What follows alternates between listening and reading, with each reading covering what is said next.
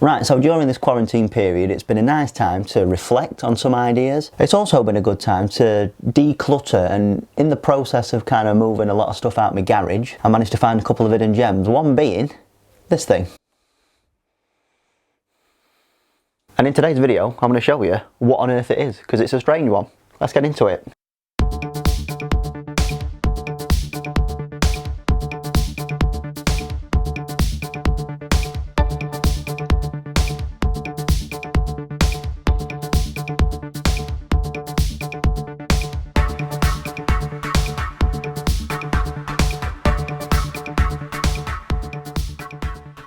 Right, hello, welcome back to the channel. So in tonight's video, we just saw in that intro, we have got a Yes putter, but it's not like any Yes putter that you've ever seen. So here's a bit of info about that putter right there. So this right here is a Yes Emma. A couple of things you may notice that's a little bit different about this putter is that it is freestanding. Now, you may also notice that it's not got a grip on it. One thing that's happened with this putter is that the head weight is very, very heavy. It's one of the heaviest head weights I've ever felt in a putter.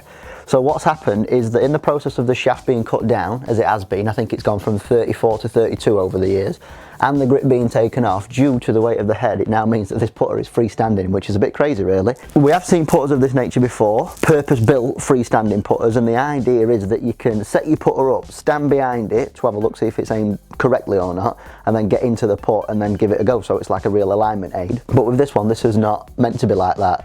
This has just happened, so pretty cool, I'm sure you'd agree. Yes, used to make some fantastic putters over the years. I think Matt Fitzpatrick on the European Tour still has one. I'm interested to see if one, the alignment thing works, but two, how not having a grip on a golf club affects it, because this is something that I've never really ever had a mess about with before. So shall we hit some putts? Shall I stop yabbering? Let's do it. Right, so let's have a go at this lining it up idea. Set my ball down first.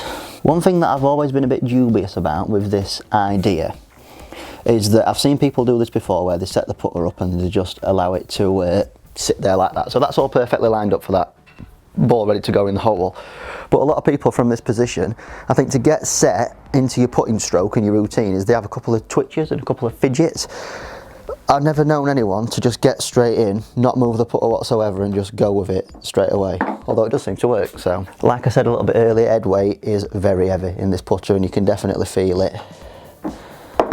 Another thing that we know is that it's extremely face balanced, this putter. So because of the construction, you can see that we have a severe face balance putter on his hands there. This is aimed more towards people that have got a straight back, straight through type stroke. If you look at putters that are a severe toe hang, where if we were to do this balance test, the toe would droop in that way. Ooh, a bit similar actually to these. These are more like toe hang putters, so you can see that toe wants to droop there. This encourages the toe to open and close during the stroke, whereas a face balance putter such as this one just wants to work as straight back and straight through as possible. The feel of it's actually really nice, you know, it does feel really soft off the face. I know I'm using some soft golf balls here, but it does feel really nice.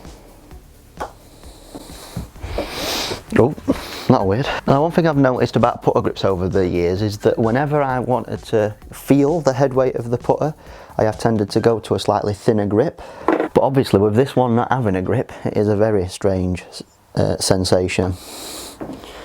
Shaft obviously is quite slippy, so it's hard to keep your hands on, but I think it brings up a good topic for debate really. Surely there's no better way to feel the club head of a putter than not have a grip on altogether, and I wonder why no one's ever really tried it before. I think it'd be a nightmare in rain, obviously, but interesting, isn't it? You really can feel like every vibration of a slight miss it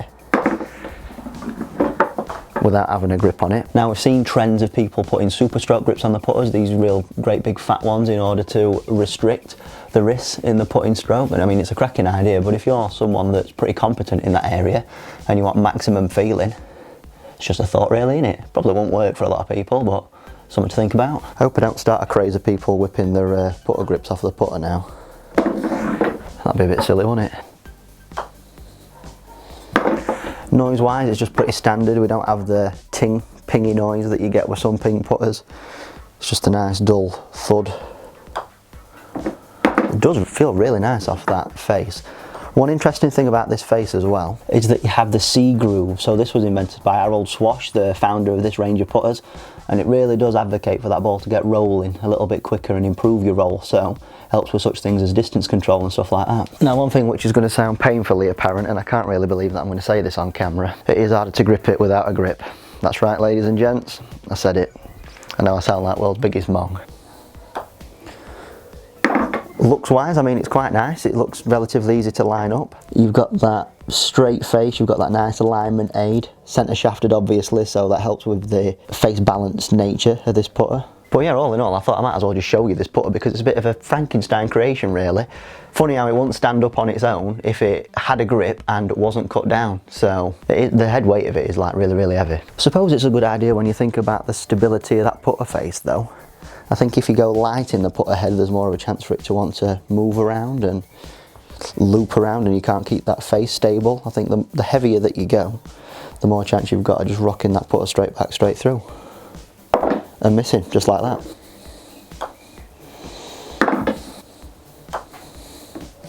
Right then guys, so there you go, that was the crazy gripless self-standing yes putter. Couple of things before I go. So the giveaway is tomorrow, so if you've not yet entered the giveaway, make sure you do. The winner will be announced in tomorrow's video. Also, we are bringing back the Sunday night show, so putters fell over. We started the Sunday night show last week and it went absolutely brilliant. The comments and interaction and the live chat that we had were absolutely brilliant, so we'll be doing that again this Sunday. If there is anything that you want me to answer before Sunday, I tend to have 3 or 4 questions that I answer throughout the entirety of the like mini stream podcast type thing. Make sure you get those comments, those questions in the section below. And yeah, apart from that, keep on doing the usuals. We'll be back same time tomorrow. Like I said, giveaway video, might also be another double upload day, not quite sure yet, but high chance that it could be a double upload day again tomorrow. Comment section's been absolutely fantastic recently. I've been trying my best to make sure I've been replying to all comments recently, so keep those coming in and I'll get back to everyone as quick as I can. That is pretty much it from me today. So if you've enjoyed this video, do the usuals, like, share, subscribe, make sure you're staying indoors, make sure you're staying safe,